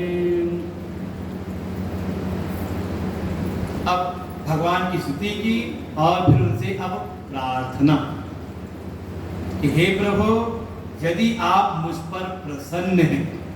देखो, ये भी कहीं ना कहीं भीतर अधिकार आ जाता है, लेकिन मिलता कैसे है? जानिए सत्य मोहि निज दासी। मैं आपकी सेविका हूं, मैंने आपकी सेवा की। देखो, सेवा करते समय लेकिन अधिकार में उसमें एक प्रकार का वो अभिमान नहीं है। जैसे परिवार में एक अधिकार से आप बात कहते नहीं, किसी से कोई बात कह देते हो, अपने मित्र से अधिकार से कह देते हो। वहां पे कोई ऐसा अधिकार वाला वो बात नहीं कि कहते हैं आप अभिमान से कह रहे हो मेरा अधिकार यहाँ पर होता है। वो काम आप मुकदमा में करते हो, कोर्ट में करते हो, लेकिन जहाँ प्रेम संबंध है तो कई बार अधिकार आप चाहते हो, लेकिन उस अधिकार का संबल बनता है आपका प्रेम, आपकी सेवा है कि कई बार आपका सेवक होता है, कहता है बाबूजी आपसे एक बात कह दूं, आपसे ये चाहता हूं। कैसे कह रहा है? कहीं ना कहीं उसको लगता है ना कि हाँ, सेवा करते करते हमारे जो स्वामी हैं बड़े प्रसन्न हैं हमसे। तो वही कह रही, जो मुंह पर प्रभु प्रसन्न सुख राशि, हे सुख की राशि। आपको आवश्यकता नहीं है किसी की सेवा की, किसी की सेवा से आपकी प्रसन्नता निर्भर नहीं करती। लेकिन हे प्रभु, अगर आपको मेरी सेवा ठीक लगी हो, मैं आपकी दासी हूं, आपकी सेवा में लगी है, मुझको आपको लगता हो कि हाँ मैं सत्य रूप से आपकी सेवा कर रही हूं, तो हे प्रभु, तो प्रभु हरऊ मोर अज्ञान। हे प्रभु, ऐसी कृपा करो, मेरे भीतर का अज्ञान हर लो। देखो, अब भक्ति करना तो ऐसे करना, उपासना करना तो भगवान से ही कहना, हे प्रभु कृपा करो, मेरे भीतर का अज्ञान हर लो। कही रघुनाथ कथा विधि नाना। हे प्रभु, आप रघुनाथ की कथा करिए। उनके पूर्व का स्मरण है, भगवान श्री राम की कथा सुनने के लिए गई थी और भगवान सुनाई थी, वही अधूरापन है। अब उसको आप भगवान राम की कथा, रघुनाथ की कथा, अनेकों जो उनकी कथाएं हैं, अनेकों प्रकार से आप मुझको सुनाइए। क्यों? फिर वही बात लेकर के आती है कि ऐसा ना हो कि मैं ठगी रह जाऊं। आप जैसा आश्रय प्राप्त करके, आप जैसे श्रेष्ठ उपदेशक मार्गदर्शक प्राप्त होके के भी मैं अगर अपने जीवन को सही मार्ग पर न ले जा सकूं, तो कहीं ऐसा ना हो कि मैं ठगी जाऊं। अरे किसी का घर हो कल्प वृक्ष के नीचे, वही कह रहे हैं, देखो उपमा दे रहे हैं, जासु भवन सुन तरु तरु होई। कल्प वृक्ष के नीचे किसी का भवन घर हो रहता हो, कल्प वृक्ष नीचे रह रहा है उसका जीवन, ये समझ एक कल्प वृक्ष मतलब, अब इसको मत कल्पना करना कि बाहर का वृक्ष होगा अपने घर हो जाएगा। भाई परम आश्रय कौन है? आश्रय देने वाले प्रभु ही तो हैं, भगवान है। कहाँ नहीं है वो? हर जगह है। तो उन्हीं के तो आश्रय में हम रह रहे हैं ना। भगवान बाहर भीतर हर जगह तो भगवान है। ईशावास्यमिदं सर्वम यत्किंच जगत्याम जगत, ईश्वर से सारा ये जगत आच्छादित है, सर्वव्याप्त है। उन्हीं ईश्वर की शरण में रह करके जो ईश्वर कल्प वृक्ष के समान है, ऐसा ना हो जैसे कोई कल्प वृक्ष रह करके दरिद्र रह जाए, अभाव में रह जाए, ऐसी स्थिति मेरी ना हो जाए। देखो ये भाव भीतर आ जाए, भगवान से ये प्रार्थना, प्रभु आपकी ऐसी कृपा हो। और इसी को देखो भाव में भजन में कहा, जल बिच मीन पियासी मोहे सुन सुन आवे हासी, कि कोई किसी मछली का जन्म हुआ, उत्पन्न हुई जल में, पली बड़ी जल में और जल में ही मर गई। कैसे? प्यास से। ये एक प्रकार से ना ये उपलक्षण है ये हम सबके जीवन के लिए, कि भगवान के आश्रय में रह करके, भगवान से उत्पन्न हुए, उन्हीं में स्थित है और उन्हीं में अंततः लीन हो जाना है। लेकिन सब कुछ उनके आश्रय में रह करके भी हमें उनकी प्राप्ति नहीं, उनकी अप्राप्ति में ही, उनकी अनुपलब्धि में ही जीवन निकल ना जाए। इसलिए हे प्रभु शशिभूषण हस हृदय विचारी, हे प्रभु आप तो चंद्रमा को मस्तक पर धारण करते हैं जो अमृत का स्रोत है। ऐसे अमृत के स्रोत के समीप रह करके, आप क्षण में रह करके कहीं ऐसा ना हो कि मैं मृत प्राय हो जाऊं, अमृत से वंचित रह जाऊं। और वो अमृत कहता है, वो ज्ञान रूप अमृत है। वे कह रहे हे प्रभु ऐसा हृदय में विचार करके आप ऐसा विचार करिए, जिससे विचार करके वो करिए जिससे मेरी बुद्धि के भीतर हरऊ नाथ मम मति भ्रम भारी, मेरी मति के जो भी भ्रम है, हे प्रभु आप उसको जैसे भी हो वैसे इसका हरण कर लीजिए। वही विचार करिए, उन साधनों का विचार करिए जिससे मेरी मति का जो भ्रम है, अज्ञान है, मोह है, वो सबका सब नष्ट हो जाए। पार्वती जी प्रार्थना करें। सोचो कभी हम कई बार अपनी साधना को लेके बहुत अभिमानी हो जाते हैं, ये है साधना का परिणाम। पार्वती जी की स्थिति जो बनी है। और अब आती है अपने प्रश्न पर, उसी विषय पर, राम कौन है? उन्होंने कहा था पहले दिन, राम कौन है जानते हो? सब जानते हो? पार्वती जी नहीं जानती थी साधना करने के बाद। हमारे क्या कहते हैं, भरद्वाज जी नहीं जानते थे, गरुड़ जी नहीं जानते थे राम को, उन्होंने तो हमने पूछा है। अब आती है अपने मूल विषय पर। देखो जन्म, शरीर बदल गया, इतनी साधना हो गई, क्रियात्मक जो जब तब होम इत्यादि साधना सब उन्होंने किया, बद इत्यादि किया, लेकिन ये कर्म परक जितनी साधनाएं थी, इन सब के द्वारा अंतःकरण शुद्धि हुई, पात्र बने, लेकिन भीतर का संशय नष्ट नहीं हुआ। जो बुद्धि के भीतर का भ्रम है, संदेह है, उसका निवारण नहीं हुआ। तो ये बात समझानी है। पार्वती जी इतनी लंबी यात्रा हो गई उनकी, और वो अब पूछ रही वही बात जो उनको संशय पहले हुआ था। प्रभु जे मुनि परमार्थवादी, हे प्रभु ये जो परमार्थ के ज्ञाता और वक्ता हैं, जो हर क्षण परमार्थ की बात करते हैं, तत्व की चर्चा करते हैं, वो तो कहते हैं कहीं राम कहूं ब्रह्म अनादि, वो कहते हैं राम ब्रह्म है, अनादि है, ऐसा राम के बारे में वो वर्णन करते हैं। और केवल वही नहीं, वो जो मुनि है, ऋषि है, परमार्थ वक्ता है, वही नहीं, शेष नाग साक्षात भगवान के स्वरूप हैं। शेष, शारदा माँ भगवती, शारदा सरस्वती, वेद पुराण, सारे वेद और 18 चारों वेद 18 पुराण, सकल कहीं रघुपति गुण गाना। ऐसा ही रघुपति भगवान राम का ऐसा ही गुणगान करते हैं। और प्रभु मैंने भी इतने दिन आकर के कैलाश पर आकर के आपकी सेवा करते करते मैंने यही देखा आपको भी, तुम पुनि राम राम दिन राति। आप भी दिन रात जब देखो राम राम राम राम, ऐसे ही आप सादर जपहु आनंद आराती। आनंद कहते हैं कामदेव, जब भगवान ने उसका दहन कर दिया था, कामदेव का जब तपस्या भंग करने के आए थे, तो रति ने प्रार्थना की थी कि वे तो स्वामी हैं, और फिर सबने कहा कि फिर बिना काम के संसार जगत कैसे चलेगा। तो भगवान ने कहा था ठीक है, ये शरीर तो नष्ट हो गया है, तुम बिना शरीर के रहोगे। कब तक का? जब तक द्वापर युग में भगवान के पौत्र रूप में प्रकट नहीं हो जाओगे, अनिरुद्ध के रूप में, तब तक तुम बिना शरीर के ही रहोगे। तो कौन हो गए? अनंग, अंग से रहित, अनंग, अनंग, जो काम का दहन करने, अर्थात जिनके भीतर कोई कामना नहीं, जो आप्त काम है, कामना का, काम का लेश भी नहीं है, ऐसे आप सहज रूप से। देखो कई बार होता है किसी इच्छा से भगवान का नाम लेते हैं, और कोई इच्छा नहीं, फिर भी सहज भाव से भगवान की भक्ति, भगवान के नाम का जप, भगवान का सुमिरन। तो पार्वती मैया कहती है, हे प्रभु मैंने आपको भी देखा, आप दिन रात राम राम राम, आप ऐसे उनका स्मरण करते हैं। तो प्रभु मैं वही जानना चाहती हूँ जो आप पिछले जन्म में मुझे बताना चाह रहे थे। अब आप पहले आप बता रहे थे, मेरी तो संशय था, अब मैं स्वयं जानना चाहती। राम सो अवधु निपति सुत सोई, की अज अगुन अलग पति कोई।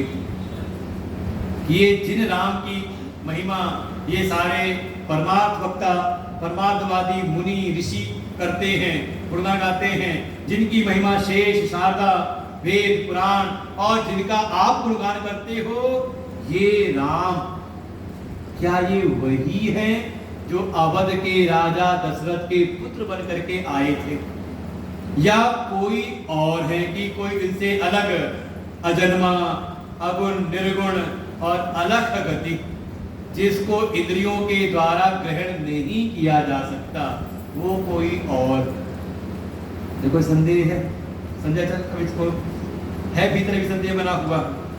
और फिर कहा अपना वही प्रश्न, जो निप तनय त ब्रह्म किमी, नार विरह मति भोरे, देखी चरित महिमा सुनत, भ्रमति बुद्धि अति मोरे।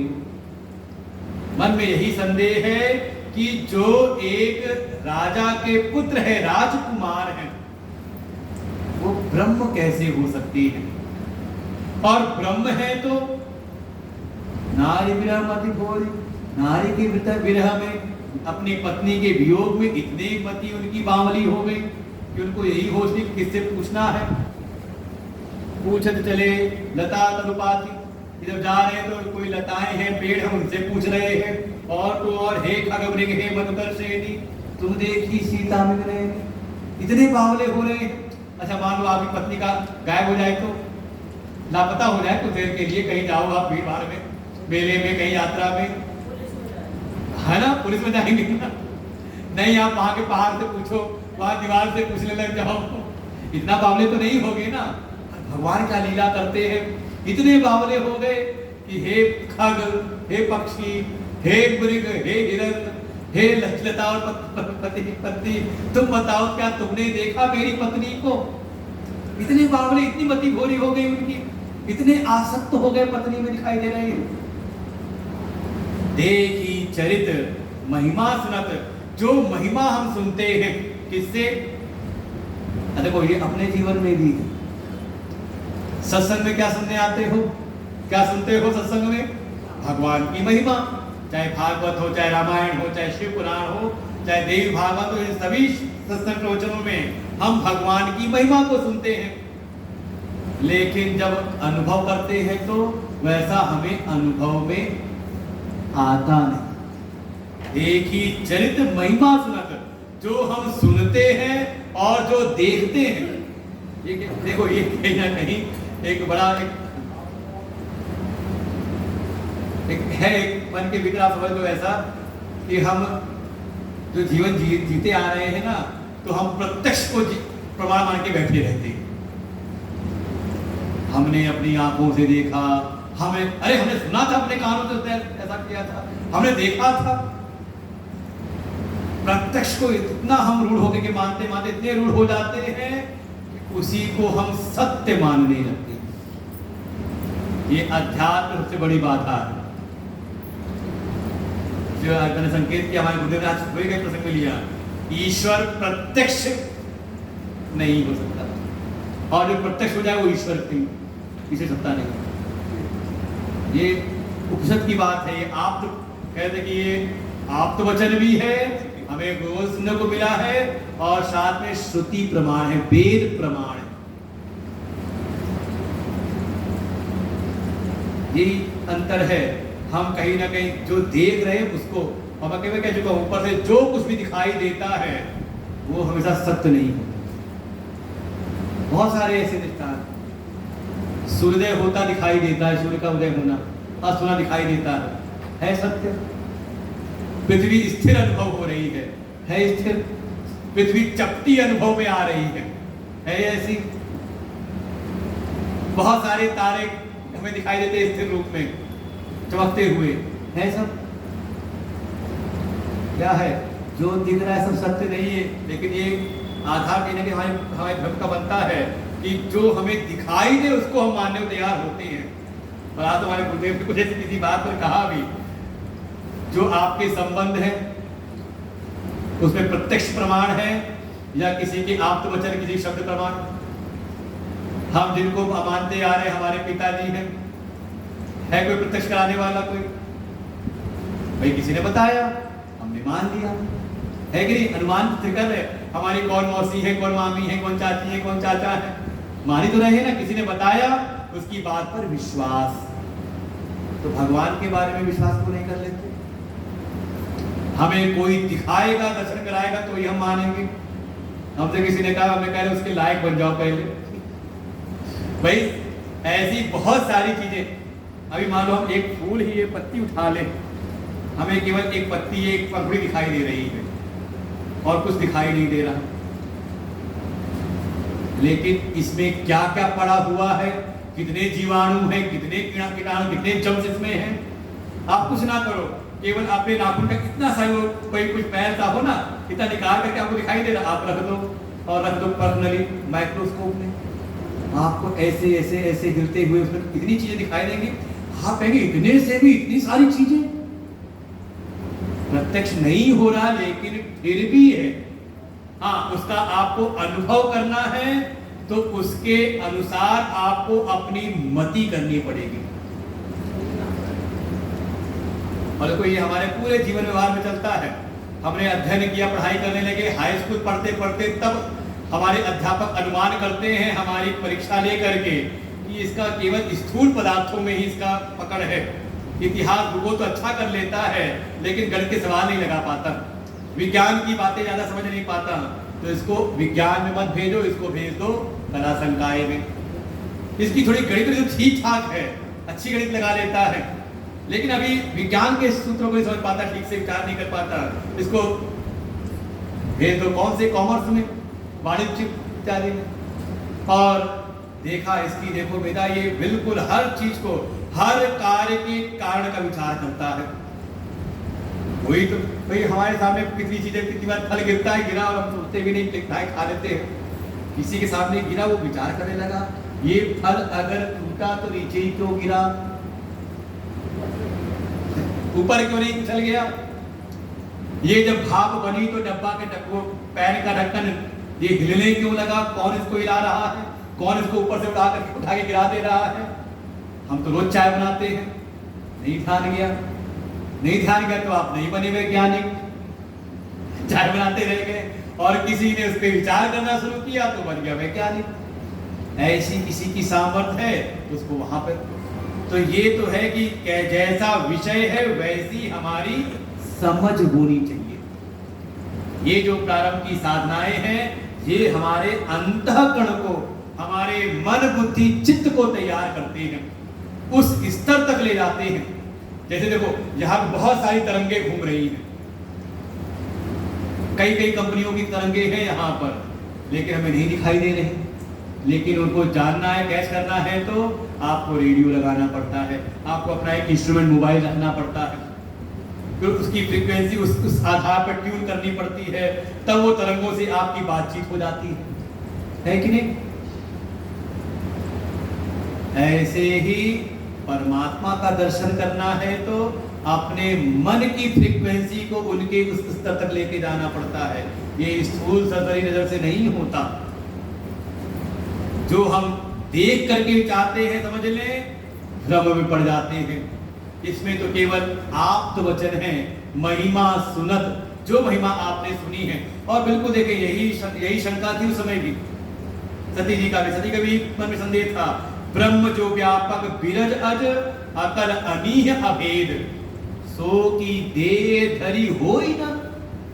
देखो यहाँ पे देखो, एक है संशय, और संशय में भी असंभावना आ रही कि जो ब्रह्म व्यापक है, विरज है, बिल्कुल शुद्ध है, अज है, अजन्मा है, कलाओं से रहित है, जिसमें किसी प्रकार की कोई इच्छा नहीं और जिसमें कोई भेद नहीं, ऐसा जो ब्रह्म है, क्या वो देह बन धारण कर सकता है?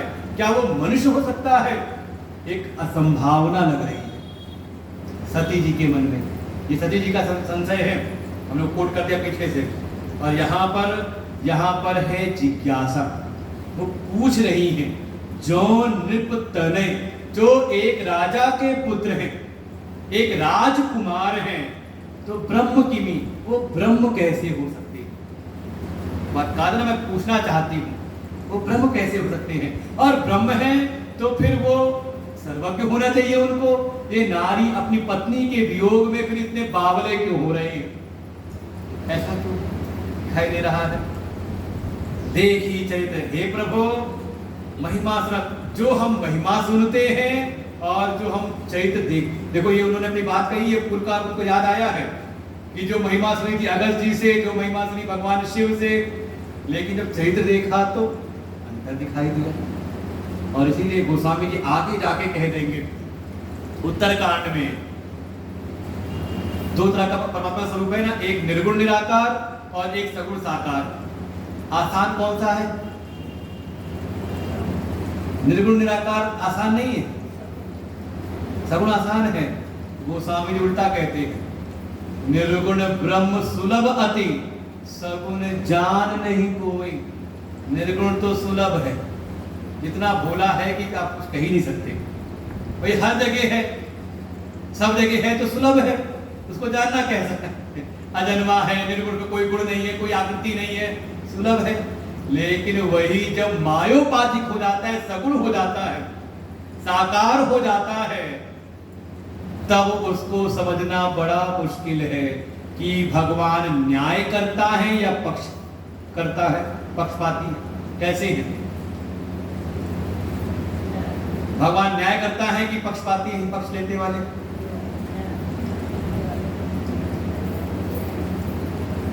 अभी और चिंतन करो। आप कह रहे हो न्याय करता, तो न्याय करता अगर जैसे बाली के लिए हुए तो सुग्रीव के लिए क्यों नहीं हुए? जैसे न्याय करता रावण के लिए हुए तो विभीषण के लिए क्यों नहीं हुए? ये सबको सामने वर्णन किया है कि वही गलतियां इन सब ने भी की, लेकिन भगवान ने पक्ष लिया। अच्छा, आप अपने बच्चे के लिए न्यायकर्ता होते हो कि पक्षपाती होते हो? ऐसी वो परम पिता परमेश्वर है जो उनके शरणागत हो जाते हैं।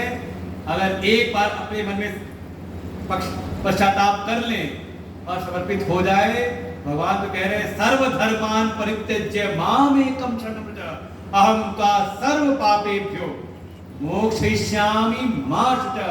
अरे क्यों चिंता करता है, तू मेरी शरण में आ जा, मैं तेरे सारे पापों से उसको मुक्त कर दूंगा। और ये हल हो गया कल के दूसरे प्रश्न का। किसने प्रश्न किया था, उत्तर मिल गया। एक प्रश्न कल किया था कि वो तुलसी का जो दल है वो भगवान शिव को चढ़ाना चाहिए कि चढ़ाना चाहिए, तो हमारे शास्त्र बताते हैं वो निषेध है। जो चढ़ती है तो तुलसी की मंजरी, उसके साथ में तुलसी दल लेके आ जाए तो बात अलग है, क्योंकि भगवान शिव का बंदा तुलसी से विरोध है। वो कथा आती है शिव पुराण में। जलंधरी कथा संकेत की मानस में भगवान अभी आगे करेंगे अवतार के हेतु में। और दूसरी बात थी पापों से मुक्ति की बात थी ना कुछ, वो प्रथम कागज देखा, कागज जहाँ से गायब हो गया, हम छोड़ गए थे। तो ऐसे ही कुछ था कि हाँ पापों से क्षमन का, तो देखो यही है वही।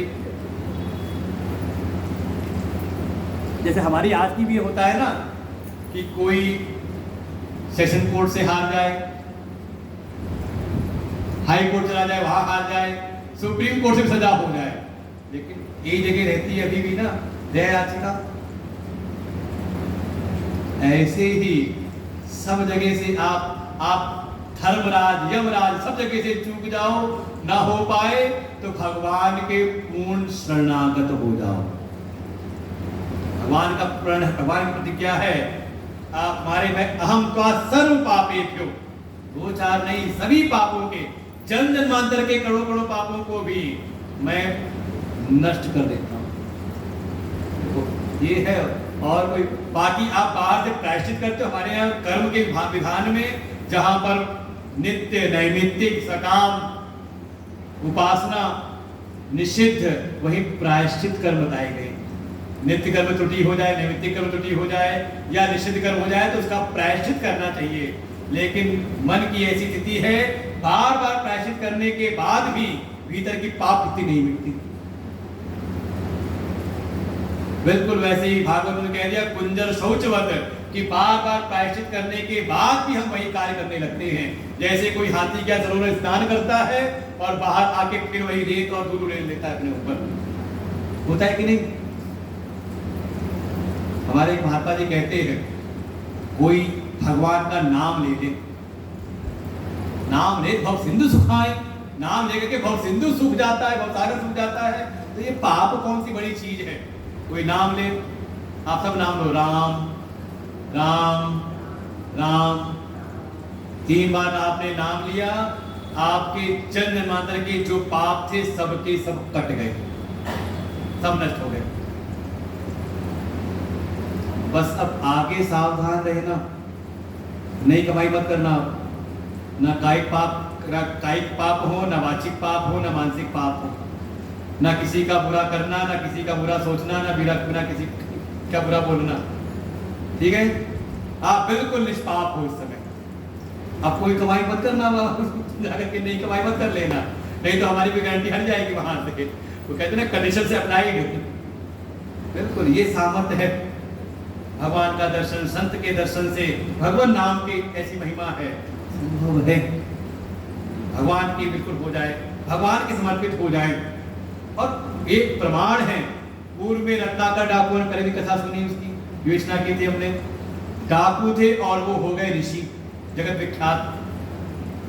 संसार का प्राणी माफ नहीं करता है, लेकिन परमात्मा जो कर्माध्यक्ष है, कर्म के साक्षी हैं, कर्म नियंता है, वो कुछ भी कर सकती क्षण मात्र में ही।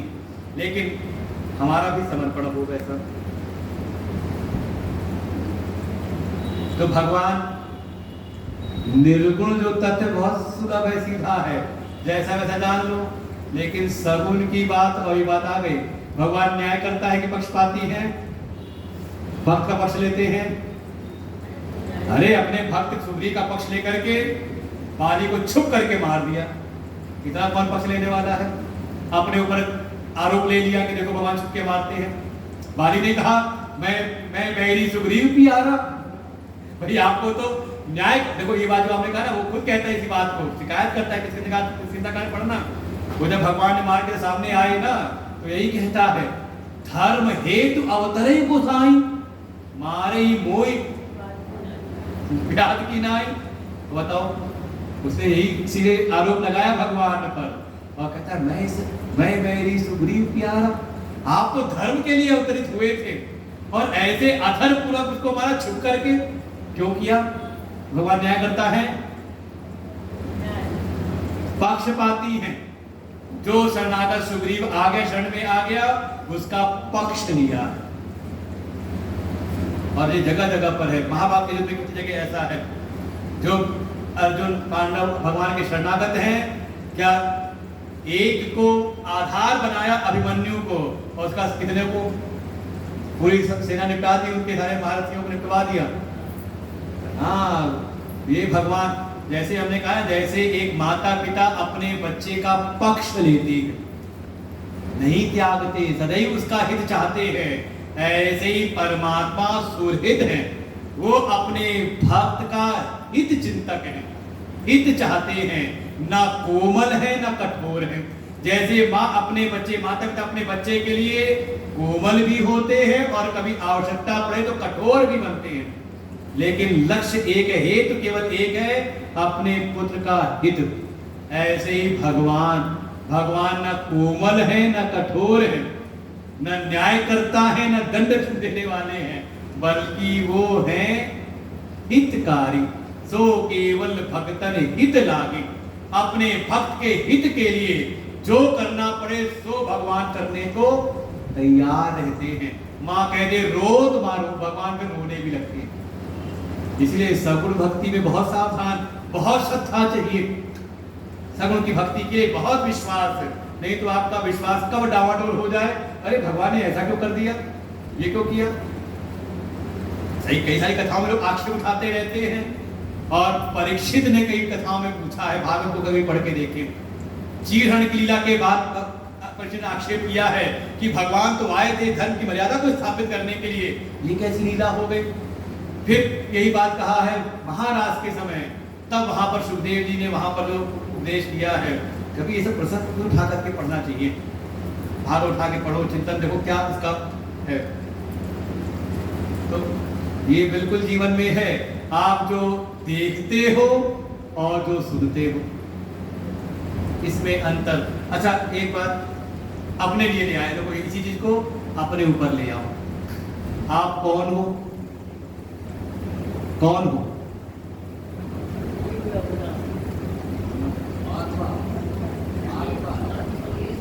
आत्मा। कोई कह रहा है जीवात्मा, कोई कह रहा है बैठा तो हूं, दिखाई दे रहा है, हाथ हाथ का शरीर बैठा हूं। अच्छा, आत्मा हो, आप आत्म स्वरूप हो, सही है, कोई विरोध में तो नहीं है हमारे, सब मानना ठीक है, शरीर है लेकिन मैं हूं आत्मा, सुनते आ रहे हैं ना। अच्छा, आत्मा हो तो आत्मा कैसी है, उसके लक्षण, उसका स्वरूप कैसा है? सत, सत चित आनंद, न जायते न म्रियते न कदाचित नायं भूत्वा भविता वा न भूयः अजो नित्यः शाश्वतोऽयं पुराणः नायं हन्यमाने शरीरे। ये है ना, मैं आत्मा हूं, और आत्मा जिसका कोई कभी जन्म नहीं, उसका कभी मरण नहीं, उसमें किसी प्रकार का कोई विकार नहीं, वो अजन्मा है, नित्य है, शाश्वत है, शुद्ध है, निष्पाप है, परम शुद्ध है। ये तो महिमा सुनी है आपने, है ना, आत्मा के बारे में। अच्छा, देख क्या रहे हो? हाय हाय मैं मरना जाऊं, हाय हाय मैं दुखी हूं, हाय मैं पापी हूं, हाय हाय मैं पुण्यात्मा हूं। यही तो देख रहे हो ना अपने आप को। महिमा हमने क्या सत्संग में बार बार सुनी, वेदांत में कथाओं में क्या सुनी, मैं आत्मा हूं, और आत्मा के लक्षणों को हमने सुना, विचार किया बार बार संतों के द्वारा सत्संग में बैठ करके, लेकिन अनुभव में क्या आ रहा है? अंतर नहीं है। जो हम सुन रहे हैं सत्संग में घंटे 2 घंटे, और जो देख रहे हैं बाहर निकल करके सत्संग के बाहर, मतिभ्रम नहीं होता। तो वास्तव में ये जो प्रश्न है राम के विषय में, वो वास्तविक प्रश्न है अपनी आत्मा के विषय में। ये संदेह बना रहता है कि बार बार सुनने के बाद भी, सालों साल सुनने के बाद भी ये संदेह बना रहता है कि मैं मर जाऊंगा, मैं पापी हूं, मुझे तो नरक भोगना पड़ेगा, या फिर एक अहम, अरे मैं तो पुण्य आत्मा हूं। लेकिन गति तो होगी ना, हाय जाने में कौन सी गति होगी, चिंता रहती कि नहीं रहती। तो यही है संदेह, जैसे परमात्मा के विषय में ऐसे ही अपनी आत्मा के विषय में। पार्वती जी यही कह रही, हे प्रभु देखी चरित महिमा सुनत भ्रमति बुद्धि अति मोर। मेरी बुद्धि सदैव भ्रमित होती रहती है। हे प्रभु, ये कृपा करिए कि आप मेरे भ्रम को मिटा दीजिए। टाइम हो गया, आइए कल देखते हैं। कोई जल्दी तो है नहीं हम लोग को, अपनी स्पीड है, आराम से चलना है। लेकिन बात देखिए, सब चीजें पकड़ में आनी चाहिए कि सती से पार्वती जी का जो प्रसंग है वो अधिकारित्व की बात करता है। हम अगर संदेह है, ठीक है, अज्ञान है, तो अपने अज्ञान को हम स्वीकार कर लें। हम अपनी नासमझी को पहले तो स्वीकार नहीं कर पाते, ये है अभिमान। ज्यादा अपनी इस मति का कहना कि इसका मति का ज्यादा मान ना करें, ये कब धोखा दे जाती मैं चलता नहीं। लेकिन अगर इसका अपनी मति की दक्षता का, दक्ष करने का नाम दिया, दक्षता वाला बोला गया, जिसको अपनी बुद्धि की चतुराई का मान है, अपनी बुद्धि की दक्षता का मान है, उसका फिर संदेह मिटता नहीं। या तो ऐसा विवेक अपना जगह हो कि हमें उस लक्ष्य की प्राप्ति करा दे जो संभव दिखता नहीं। इसलिए प्रसंग उठाया सती और पार्वती जी का। इसलिए आवश्यकता है कि किसी विवेकवान, किसी सद्गुरु की शरणागति हो जाए, अपनी मति को सद्गुरु चरणों में समर्पित कर दे, भगवत चरणों में समर्पित कर दे अपनी मति को। ये है सती से पार्वती तक की यात्रा। और जब जाएं तो कैसे जाएं, तो थोड़ा विनम्रता के साथ में उनका अभिवादन करें, उनकी स्तुति करें। अभी सब फूल माला क्या है, यही है अपनी श्रद्धा को प्रदर्शित करने, निवेदित करने का एक तरीका है। फिर थोड़ी सेवा, और सेवा करते समय अधैर्य ना हो, प्रतीक्षा। परीक्षा भगवान और सद्गुरु चरण में नहीं, परीक्षा लो संसार की। जहां जहां आपने सुख का आश्रय जिसको माना है, उसकी परीक्षा अच्छी प्रकार से खुली आंखों से जगत को देखो। वैराग्य हो जाए तो आ जाओ सद्गुरु शरण में, और यहाँ सेवा करते हुए अवसर का इंतजार करो। गुरु जी की गर्दन मत पकड़ लो, गुरु जी अभी बताना पड़ेगा। अब प्रश्न रखा हमने, कल एक बताया, एक नहीं बताया, धैर्य रहा तो देखो अपने आप कथा में दूसरे प्रश्न का उत्तर भी आ गया। तो ये होता तरीके से, सीधे उत्तर दे दे तो कई बार बात जचती नहीं होती, देखो टिकती नहीं। लेकिन प्रसंग के साथ चलते चलते वो प्रसंग में उत्तर आ गया तो चित्त में बात वो बैठ गई। तो अपनी मति का को समर्पित कर देना, अपने से श्रेष्ठ जो श्रोत्रिय ब्रह्मनिष्ठ ऐसे संतोषण में जाकर के, इसका नाम है श्रद्धा। और धैर्य पूर्वक उनकी सेवा करते हुए उनके वचनों को जीवन में धारण करना। ऐसे आगे कथा होती है, आगे हम लोग कल देखेंगे। अभी पार्वती जी अभी मूल अपने संकेत को दिखा दिया। देखो अभी दिखाया है कि जो संशय जैसा वहां था, संशय वही है, संशय के विषय वही हैं, लेकिन अब वो संशय न होकर के जिज्ञासा रूप में। अभी प्रश्न रह गए, अभी प्रश्न आगे कल पूछेंगे, हम लोग कल सुनते हैं। आज ही ओम पूर्णमदः पूर्णमिदं पूर्णात् पूर्णमुदच्यते पूर्णस्य पूर्णमादाय पूर्णमेवावशिष्यते। ओम शांति शांति शांति। हरि ओम। श्री गुरुभ्यो नमः। हरि ओम।